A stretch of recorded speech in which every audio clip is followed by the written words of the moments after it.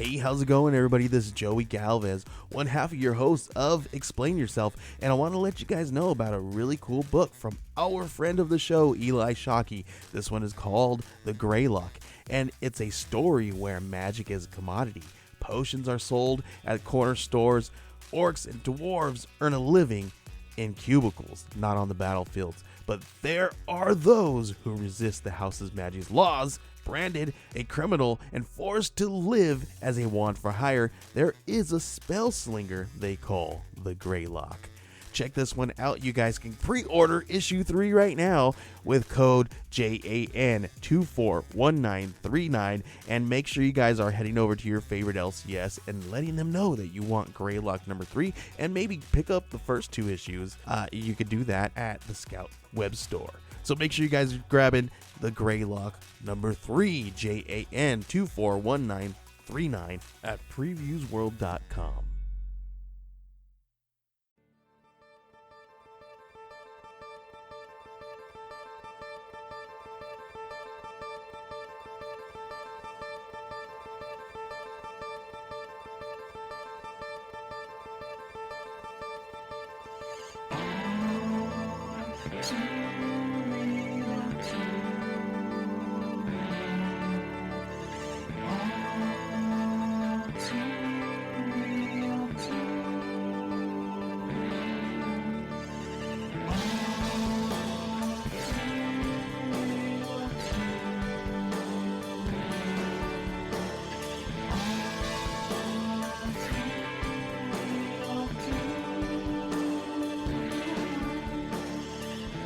Hey everybody, welcome to the latest episode of All2'O. My name is Michael E. Cullen II, and with me, as always, is... Sesame and Carta. I couldn't come up with a middle name. That's okay, you don't always have to. No. It'll save you on money. Yeah. For all the times you gotta, pay to have your name changed and... Yeah, it just costs so much. Yeah. So what's new in the world of Sesame and Carta? Not much. I got a cold that I've been nursing for about 2 weeks at this point, and hopefully it's taking a lot of time to go away. It's like, bit by bit, day by day. I think that's a song, isn't it? Bit by bit, day. There's day by day. Yeah. Dear Lord, these things I pray. So yeah, that's about it. Just basically being sick. So not a whole lot going on. Yeah, same here. I haven't been feeling well lately. I think it's something in the air. Yeah, literally, literally in the air. Yeah, maybe it's COVID. Could be. Maybe Hopefully not. Maybe it's something else. Yeah, maybe it's Maybelline. I don't know. Maybe it's COVID, or maybe it's Maybelline. Yes. I don't know.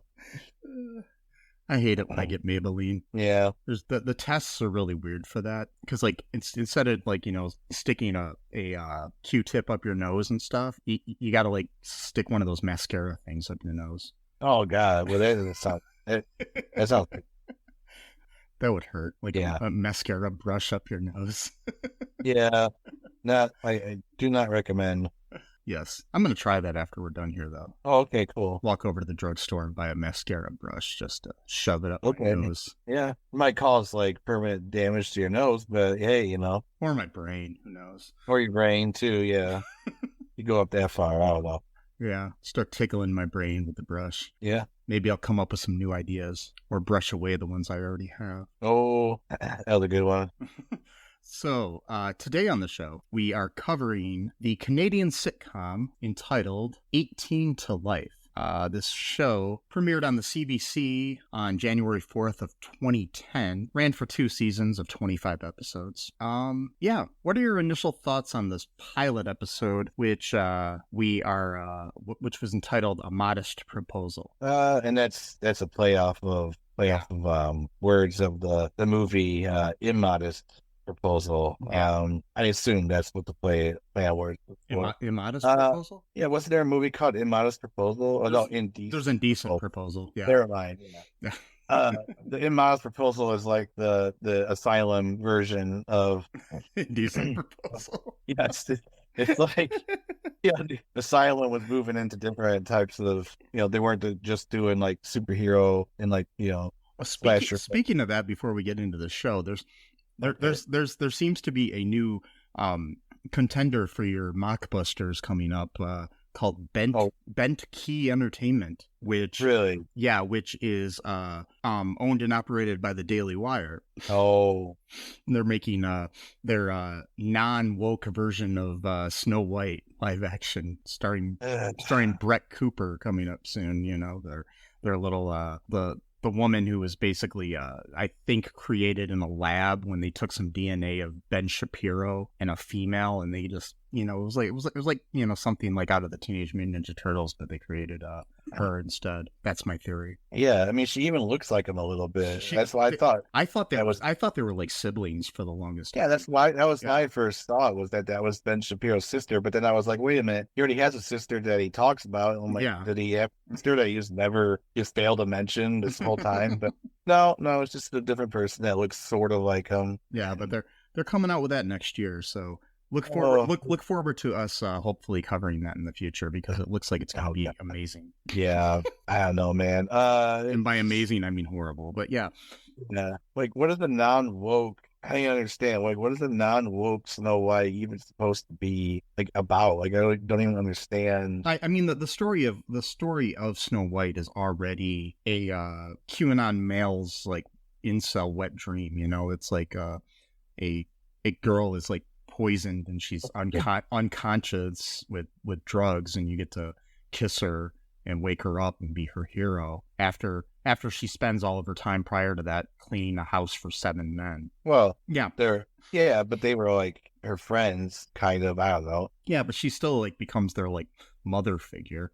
So it's really? Yeah, I don't remember. I mean, the basic premise is she's like, to live with them, she has to like take care of their house and stuff. Which, I mean, you know, obviously she's paying her way to live there, but still, it's like, you know, she's becoming their mother figure. So it's like the whole like, you know, you got your Madonna and your horror type thing all in one. So yeah, that's all I'm saying. So yeah, some of those old fairy tales are weird. So yay, we get to cover that whenever that happens. Awesome. Really look forward to that. No, I don't know. I mean, my reaction was kind of mixed to this. It was okay. There were a few moments that were, you know, made me chuckle a little bit. Yeah. I wasn't really thrilled with it too much. I like the actress that plays her. I think she's pretty good. She's been, you know, she was in Degrassi, The Next Generation. Yeah, Stacey Farber. Yeah, she's and she's beautiful too. I really like her as an actress. She's in the new show Spencer Sisters, which is that's a CTV show in Canada. I don't know if it's airing anywhere in the States or not, but yeah. Oh, okay. But yeah, that show looks interesting too. Yeah, I don't know. My feelings, I liked it. I thought it has a lot of potential, but have to see how it goes if I watch any more or not, you know? Yeah. Interesting concept, at least, you know, not something you see every day as a sitcom, but you know, yeah. Still. Okay, so what goes down in this episode here? The two of them are hanging out. I don't remember their names, unfortunately. There's Jessie Hill is Stacey Farber's character. Okay. And then Tom Bello is played by Michael Cedar. Yes. Okay. So it's Jessie and Tom. So they're kind of just hanging out, kissing and having a moment, you know, outside. And there's this dude playing an accordion who's narrating their love life, and they're like, hey, can you give us a break or whatever? And he's like, oh, sorry, I'm a romantic. So you kind of got that. Yeah, that was really funny, actually, that way it opened. Yeah, you kind of get that sort of thing that's relatively common in that kind of humor. And they play a game of truth or dare.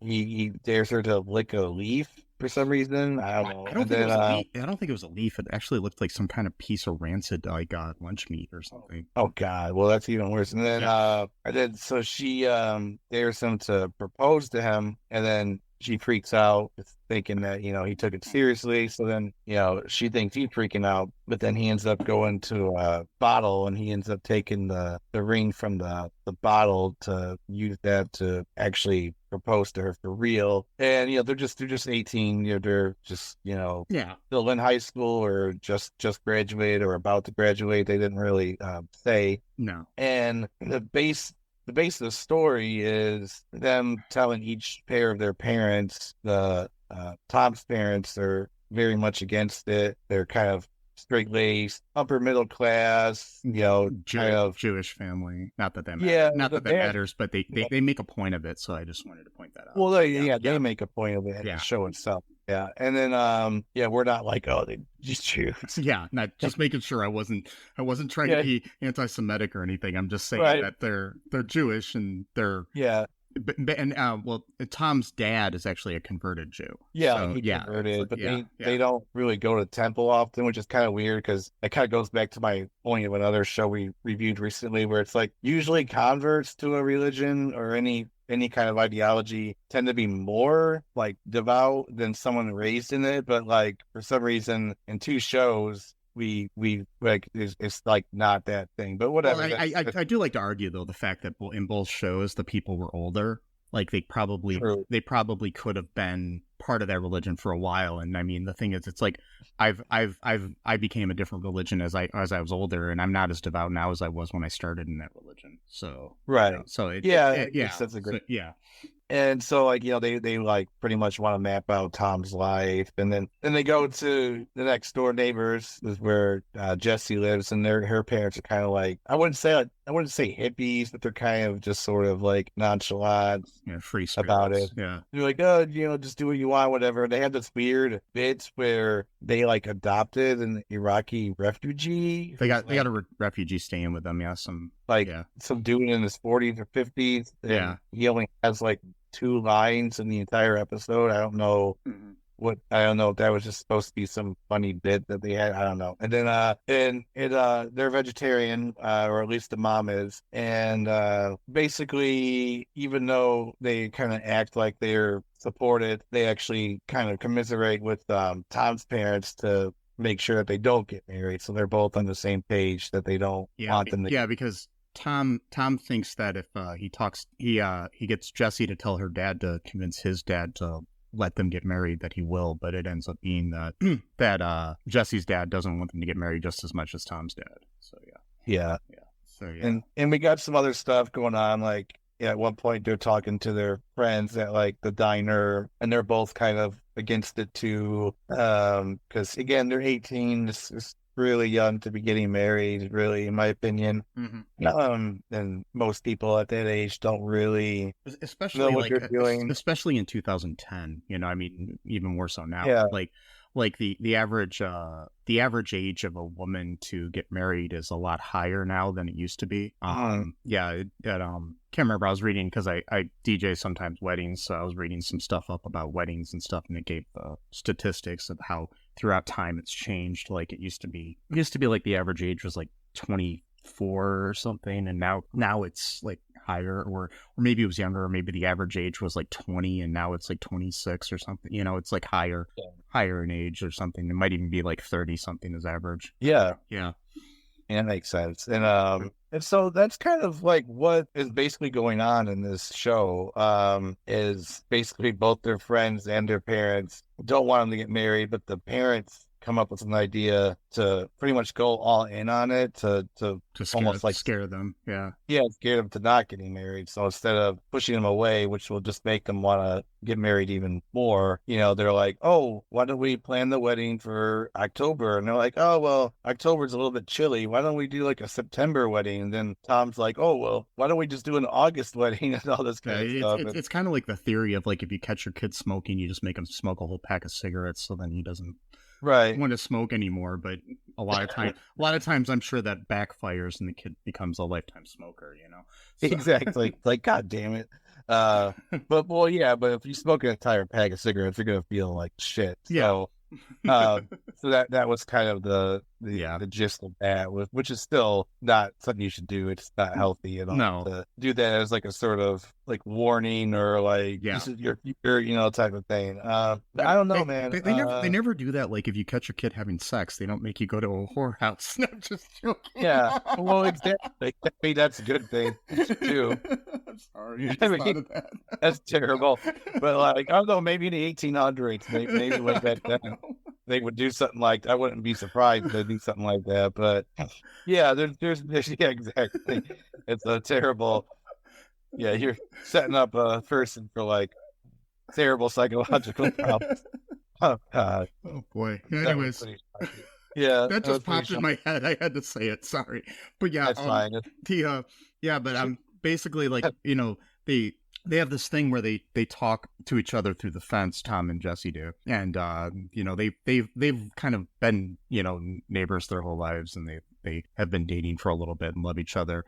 But they both say that they both have a secret that they're hiding from each other too. And when the secret is finally revealed that Jessie has, where she slept with this guy that she dated for a short time, at the same time, Tom reveals his secret, which is that he farts in his sleep. Yeah. Okay. Yeah. Like, okay. Okay, whatever. Yeah, and the thing is, it's like the way that they play it off is like you think that they're not going to get married because of this, like because she slept with this dude. Before this though, they're planning to have the wedding, and they like realize, it's not big enough for Jessie and Tom find out about the plan that the parents have about pushing everything on them, and decide that they're going to go all in too, and prove them wrong and stuff, and they decide that they want a huge wedding and stuff, and they keep pushing things and to keep pushing it up to August, when they're going to get married. And they end up deciding to take down the fence in between the two houses and have the wedding in the backyard, and they're getting everything all set up. And there is one point that I thought was kind of funny where Jessie's like talking to somebody about what's going on, and like she's having her her little cold feet moment or whatever, and talking and everything. And you think maybe she's talking to her friend, maybe she's talking to her mom, maybe she's talking to somebody else, and it's the Iraqi guy in there, which was funny. Oh yeah, that he was like. She was like trying to get hit. And it's like I'm too young to get married, and stuff like that. And he's like, I married my bride. She was 14. I met her the day of the wedding. Yeah, I was like, whoa. And yeah, I don't know what they were trying to do with this character. Just like some bits. I don't know. Like, I mean, maybe he's gets bigger in other episodes or something. He might, or maybe they just take in different refugees as it goes on. I don't know how the show goes. You know what I mean? So Yeah, it kind of like has this vibe where their parents are kind of like hippies, but they don't really. Yeah, I don't know. Like, they seem like they're kind of like neoliberals, and yeah, and the other parents seem like they're pretty conservative in a way. So it's like kind of and that's why it's kind of it's interesting that like they're next door neighbors too. Mm-hmm. Like, and they do make a point about that, like, oh, we should have moved into a better neighborhood or whatever. And it's like, okay, like you had the money, why didn't you do that? But all right. I don't get it. I was just kind of mixed on it. It was, as the kids say, it was mid. I don't know if they even still say that about it. Like slang may have already changed. That's so last week, man. I'm joking. I mean, like, well, it's like every time I pick up like new slang, it's already on its way out, and then I just stick with like cool, and that sucks. I throw in new slang as like I don't know, like as a joke whenever I use it. Like I'll be like, and I always like to throw back things to like groovy and other things too that people don't really use anymore. I used to use groovy before like Austin Powers came out, and it became a new thing where people started saying it again. Like I used to say groovy all the time, and people would look at me weird this was like when I was in high school and stuff. You're like a trailblazer, and actually I think I wrote Austin Powers. They owe me money now. Oh, okay. Well, wait, that's not how that goes, is it? Good luck suing them. Yeah. And I find out because like my niece and stuff, young people do not like it though when you know too much of their slang, but they don't like it though if you don't know enough either. So it's like you gotta walk this tightrope of knowing too much or too little. I think young people just don't like anything. But I think they just want to make fun of you is what it is. Yeah.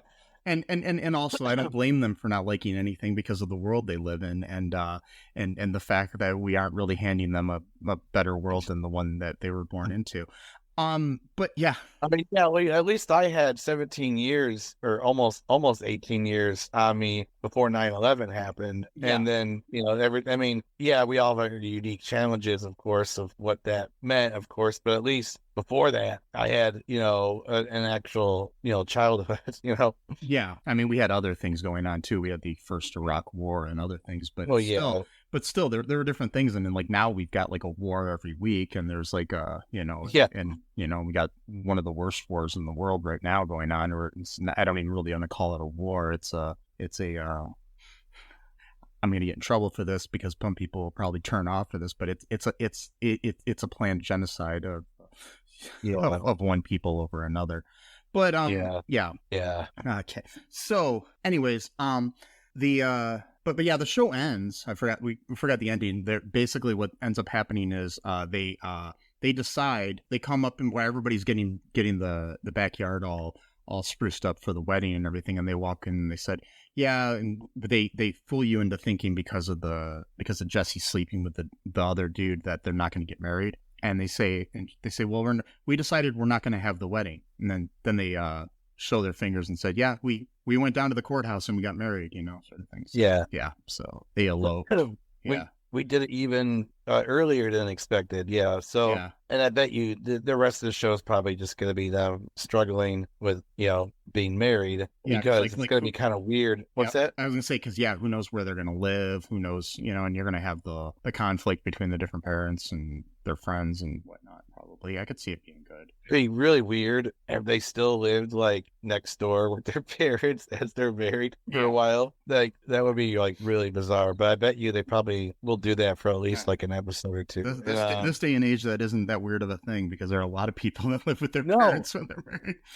Well, that's the thing, too, is, like, about that is, like, this is, like, a really weird American and, like, Western concept of, like everyone lives, like, alone, or, like, you go, like, I go other places of the world, like, especially down south, like in South America, even places in Europe, like not Western Europe, like Britain or whatever, where families often live together. Multiple generations. You have, like, grandparents, parents, and kids all living together. Yeah. And but even, like, when we live in a society where it is common for people to move out when they're old enough to get married or old enough to start their lives or whatever, you can't have people moving out anymore because houses cost $1 bazillion, and rent is, like, high, where people just raise it for the fuck of it. And then pretty much, like, I came up with a higher number. I saw that, like, a meme the other day. I think you might have shared it, where it was like, I did. It was Onion. Like, the landlord raises rent because he thought of a higher number or something like that. And there was, like, a what's that? This comedian who does, he did all those videos where he pretended he was an IKEA worker and he was, like, doing stuff back in the day. TikToker. I can't remember his name, but like Scott Seiss or something like that. He had one the other day that my niece shared, where it was talking about, the cost of housing. It's like it's like an adult talking to, generation millennials or generation Y or something, saying, when I was your age, I had a house. And it's like, when you were my age, houses cost $6.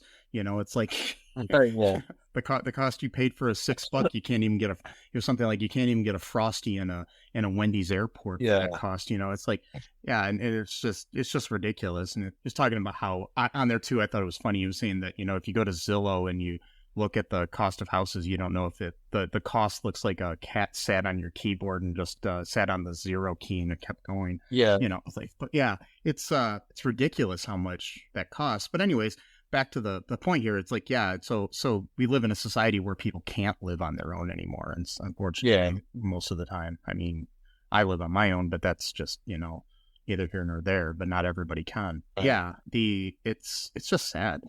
But anyways, hopefully they delve into that a little bit on the show. I mean, I might watch more of it or all of it. Who knows? Because there's only so many things to watch in the world. So right, exactly. We just repeat watch is what I do a lot of times. I mean, watch the same show I've already seen like a million times. Couldn't think of anything to watch yesterday and ended up watching an old favorite movie, like, again, so, but that's how it is. So any other final thoughts here on this pilot? No, not really. Okay, so any other final thoughts in general? No.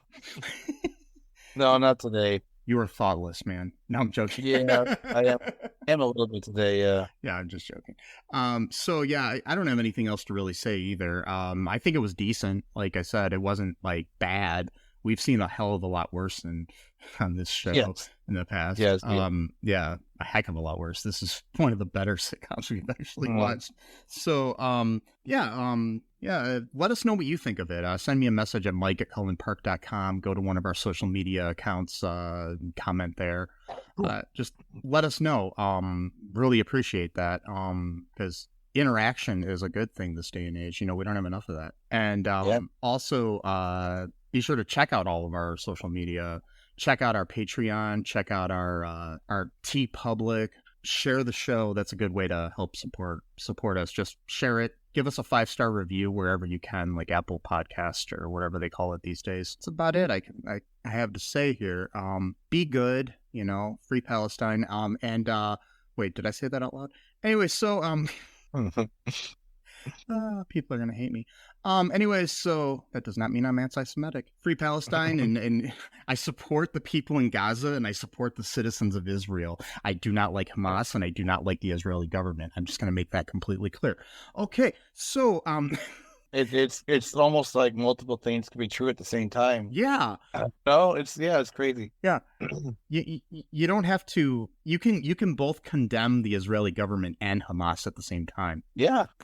Go figure. It's wild. I know, it's wild stuff. And you can also condemn your own government that decides that out of 155 countries in the United Nations, that they're going to be one of 2 that votes to not give aid to Gaza. But anyways, the other being Israel. This is the plot of episode 3, by the way, of 18 Alive. Yes, that's it. Yes. Anyways, that's why we're talking about it. Yeah. Sorry, I've been crying every day lately, so this is just on my mind, and I had to vent. So, anyways, people, be good to each other. There's a lot of links, ways that you can help the world. Check out our links in the show notes. We've got a lot of good charities there that you can help out people different ways. I've listed lots of things. Even ways that you can help people in that are in Gaza and other places that are suffering. Also, there's a lot of ways that you can help people during the strike that's going on still, the actors' strike, which we live in a fucked up world where people in power just decide that they're going to take advantage of everybody everywhere in any kind of form that they can. So yeah, this is very dark, isn't it? A little bit, but that's okay. It's okay. The world is dark, but you know what? You know what isn't dark? What? Light. And True. Yes. And I have a light on in my room. It helps me see. Yeah, that's good though. It helps me see all the pain in the world, Matt. Oh, anyways, so but anyways, until next time, folks, just remember one thing that's very, very important. I love you, and Sesame loves you. And until next time, bye-bye. Thanks for listening to All2'O podcast, a Cullen Park production. Produced and edited by Michael E. Cullen II. Music by Matthew Hawes. Subscribe and share the show. Visit us at cullenpark.com.